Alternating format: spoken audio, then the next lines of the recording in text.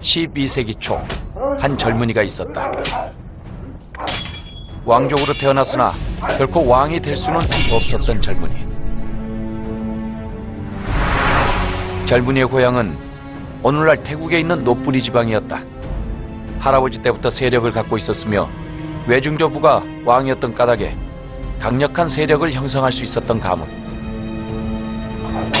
기록에 의하면 이 가문의 차남으로 태어난 젊은이는 어려서부터 매우 용맹했고 지략에 밝았으며 누구에게도 굴복하지 않았다고 한다.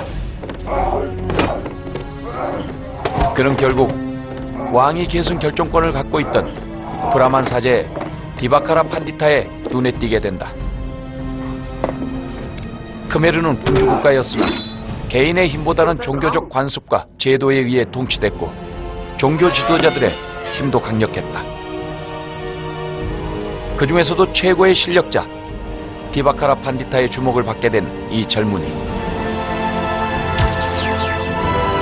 젊은이는 왕이 되고 싶은 야망이 있었다.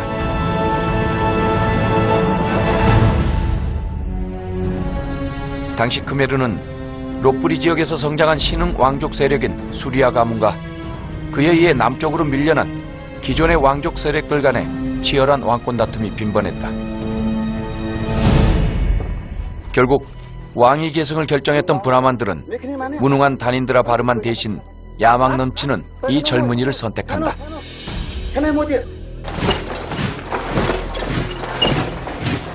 그들은 때를 기다렸고 쿠데타를 계획했다. 크메르의 역사는 이날의 비참함을 이렇게 기록한다. 그는 코끼리에 올라 왕을 살해했다. 가로다가 아래에 있는 뱀을 습격하여 살해하는 것과 같았다.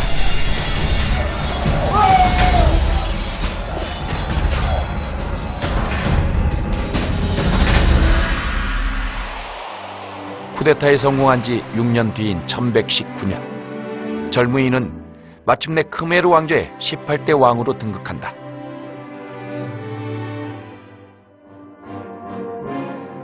겨우 17살에 불과했으나 지혜롭고 총명했기에 왕위에 등극할 수 있었던 젊은이. 젊은이는 왕비와 함께한 이 등극식을 통해 드디어 태양의 숭배자란 칭호를 얻게 된다.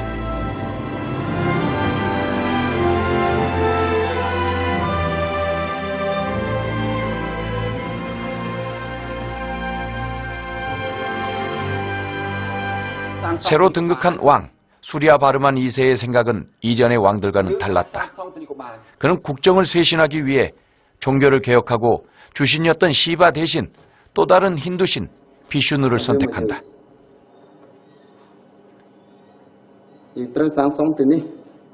그리고는 왕궁 근처에 가장 아름답고 웅대한 사원을 건설하기로 결정한다.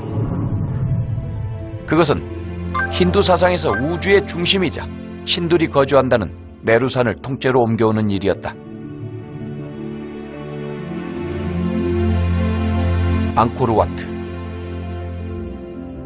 앙코르와트의 건설은 그동안 크메르인들이 쌓아왔던 모든 학문과 기술이 하나로 직결돼야만 가능한 일이었다.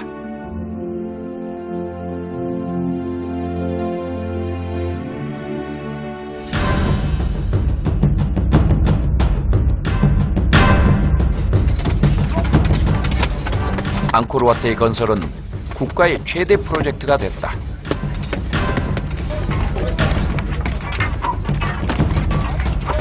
전문가들은 앙코르와트 건설에 매일 2만 명 이상의 인부가 동원됐을 것으로 추정한다. 이보다 규모가 작은 인도 타지마할의 경우도 매일 2만 명이 동원됐다는 기록이 있기 때문이다.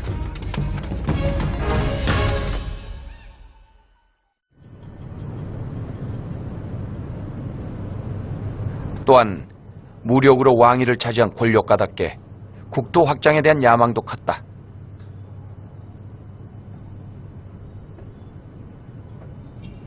그리하여 등극한 지 10년 뒤인 1129년 그는 마침내 이웃나라인 참파에 대한 대대적인 정복전쟁을 일으킨다. 당시 그가 이끈 군사력의 규모는 700척에 달하는 함대와 2만 명이 넘는 정예 병사들.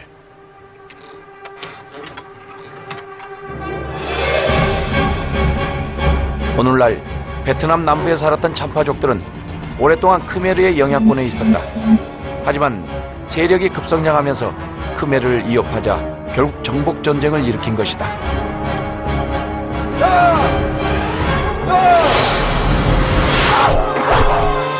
병사들의 무기는 창과 활, 화살, 방패가 전부였지만 해군들은 적의 배를 끌어당긴 다음 밧줄로 고정시키고 육박전 형태로 전투를 계속했다. 이날에 대해 크메르의 역사는 기록한다. 크메르의 군주는 정복의 야망을 참파로 돌리게 되었다. 1145년 그는 참파를 공격하여 수도 비자야를 함락시키고 이 왕국의 주인이 되었다. 당시 크메르의 영토는 오늘날의 태국과 미얀마, 베트남 일원을 포함한 인도차이나 반도 대부분을 차지한다.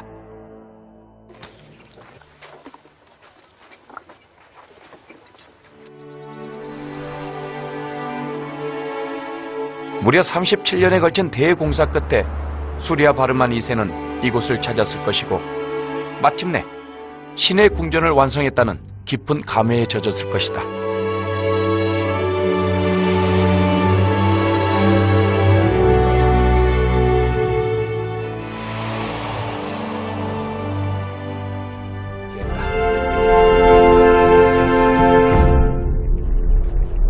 (12세기) 중앙탑이 완성되고 건설자인 수리아 바르만 2세가 찾았을 때 이곳엔 금빛 찬란한 4m 크기의 비슈누상이 있었을 것이다.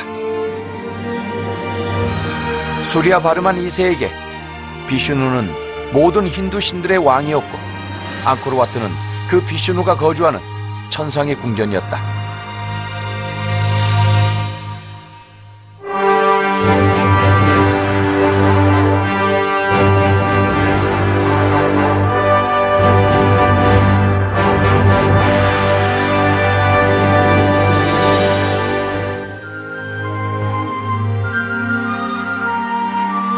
건축왕이자 크메르의 국토를 30만 평방킬로미터로 넓힌 정복자였으며 스스로 비슈누의 화신을 자처했던 왕.